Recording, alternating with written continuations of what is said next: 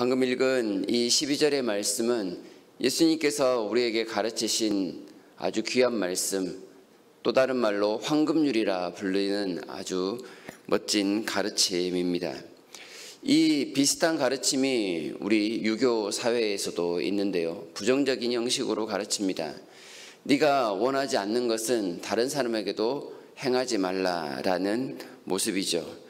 인본주의에서 가르치는 도덕이라 할 수 있는데요. 자신이 원하지 않는 것, 곧 악을 다른 사람한테 행하지 않는 것을 가르치는 그런 소극적인 모습이라 할 수 있을 것입니다. 이런 소극적인 도덕만 행한다 할지라도 우리 사회는 참 지금보다는 더 살기 좋은 모습이 될 거라 확신을 합니다. 하지만 우리 사람들은 저마다 이기적입니다. 자기가 하기 싫은 걸 남에게 미루거나 또한 시키는 경향이 있습니다. 자기에게 힘이 있으면 있을수록 더욱더 이러한 경향이 강해집니다. 어느새 그러다 보니 세상은 힘 있는 자들이 힘 없는 자들에게 하기 싫은 것을 강요하고 미루는 모습이 당연하다 여겨지는 세상이 되었습니다. 겉으로는 아니다, 평등하다라고 하지만 말하지 않는 그런 불문율 속에서 이렇게 힘 있는 자가 힘 없는 자를 시키는 모습은 무언의 질서처럼 나타나 있는 것이 현실입니다. 유교적인 성향이 강한 우리 사회에서는 이러한 사실을 받아들이고 사회 초년생들이 힘없는 사람들이 먼저 다른 사람이 하기 싫은 것을 하는 것을 사회 적응을 잘한다라는 말로 포장하기도 합니다. 하지만 우리 주님께서는 이런 모습을 용납하지 않으십니다. 긍정적인 측면에서 훨씬 더 높은 수준의 도덕을 강조하고 있습니다. 남에게 대접을 받고자 하는 대로 너희가 먼저 남을 대접하라. 원하는 좋은 것이 있다면 먼저 받기를 기대하지 말고 섬겨주라라는 말씀입니다. 그것이 무엇이든지 그 대상이 누구든지 가리지 말고 먼저 행하라고 가르치십니다. 이 말씀은 남들이 나에게 내가 베푼 선에 대해서 그대로 갚아줄 것을 기대하라는 말씀과는 동떨어져 있습니다. 자신의 선함에 대해서 다른 사람이 갚아주건 안 갚아주건 그것은 둘째 문제입니다. 상관하지 말고 먼저 남에게 실천하는 것이 핵심입니다. 다른 사람에게 유익이 된다면 그가 누구이든지 그 사람이 형편이 어떠하든지 먼저 행하고 보라라는 말씀인 것이죠. 그 결과는 하나님께만 맡긴 채 말입니다. 누가복음 6장 32절에서 36절에 이 비슷한 내용의 말씀을 다루고 있는데요. 이 구절을 보게 되면 예수님의 뜻이 더욱더 분명하게 나타납니다.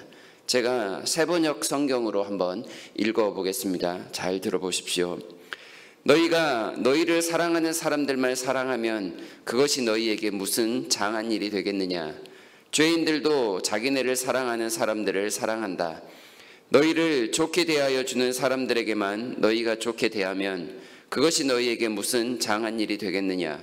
죄인들도 그만한 일은 한다. 도로 받을 생각으로 남에게 구워주면 그것이 너희에게 무슨 장한 일이 되겠느냐. 죄인들도 고스란히 되받을 요량으로 죄인들에게 구워준다. 그러나 너희는 너희 원수를 사랑하고 좋게 대하여 주고 또 아무것도 바라지 말고 구워주어라. 그리하면 너희는 큰 상을 받을 것이요 더없이 높으신 분의 아들이 될 것이다. 그분은 은혜를 모르는 사람들과 악한 사람들에게도 인자하시다. 너희의 아버지께서 자비로우신 것 같이 너희도 자비로운 사람이 되어라.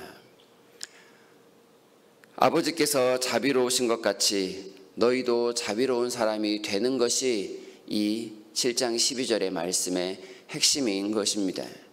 다시 말하면 남에게 대접을 받고자 하는 대로 너희도 먼저 대접하라 라는 말씀은 하나님 아버지께서 우리에게 먼저 보여주신 말씀이었습니다.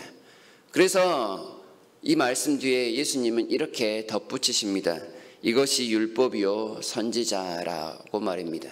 마태복음 22장 40절에서 하나님을 마음과 목숨과 뜻을 다하여 사랑하고 이웃을 자기 자신과 같이 사랑하는 것이 또한 율법과 선지자라고 하였습니다. 동일한 내용인 것이지요.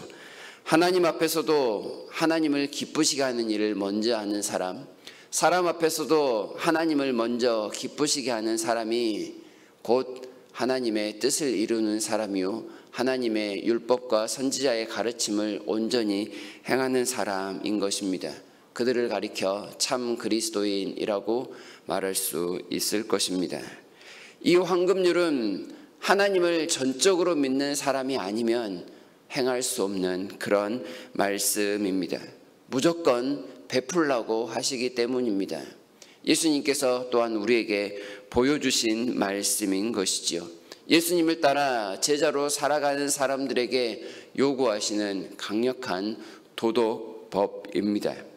좁은 문으로 들어가는 것처럼 편하자고 신앙생활을 하는 것이 아니기에 예수님을 따라 먼저 섬기고 대접하는 삶을 살아갈 수 있어야 하겠습니다. 선을 행해도 그 사람에게는 결코 손해가 없을 것을 우리는 하나님 때문에 기대할 수 있습니다. 놀랍게도 이 12절 앞부분에 직전에 나오는 말씀은 7절부터 11절까지 기도에 관한 가르침입니다. 우리는 기도할 수 있고 그 기도를 하나님께서 들으실 것이기 때문에 우리가 세상에서 우리의 것을 무조건 찾으려고 경쟁하지 않아도 좋은 것을 하나님께서 공급하신다라는 말씀을 되새겨볼 필요가 있습니다.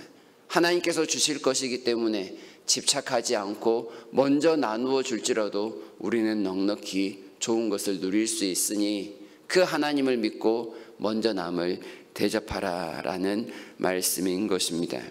불신자는 세상을 통해 좋은 것을 먼저 얻으려고 애쓰는 사람이지만 하나님을 믿는 사람들은 하나님과 씨름하여 하나님께로부터 얻는 자라는 사실을 꼭 기억한다면 이 말씀을 실천하는데 조금은 더 쉽게 접근할 수 있을 것입니다. 이 말씀을 그리스도인들이 지킨다면 우리가 더불어 살아가는 세상은 좀 더 행복해질 것입니다. 우리 주변에 있는 사람들은 이런 우리의 모습을 보면서 그리스도께서 정말 살아계시다, 하나님이 정말 우리와 함께 계시는구나 라는 것을 보게 될 것입니다. 그렇게 살아가는 그리스도인의 삶을 우리가 올해 표로 삼고 있는 것처럼 빛된 사람의 모습이라 행할 것입니다. 하나님은 이런 모습을 기대하시면서 오늘 또한 우리에게 예배와 주일을 허락하여 주십니다. 주일과 예배를 통하여 우리에게 좋은 것을 먼저 공급하심을 통해 세상을 값없이 조건을 따지지 아니하고 먼저 섬기는 사람이 되어라고 은혜를 내려 주실 것입니다. 사람들이 경쟁에 집중할 때 우리는 예배를 통해 하나님께 집중함을 통해 이 황금률의 말씀을 이루는데 한 발짝 더 가까이 다가갔으면 좋겠습니다. 이것이 예배하는 우리의 특권일 것입니다. 이 하나님 안에서 은혜를 만끽하며 예배로 승리하는 우리 모두가 되시기를 진심으로 바랍니다.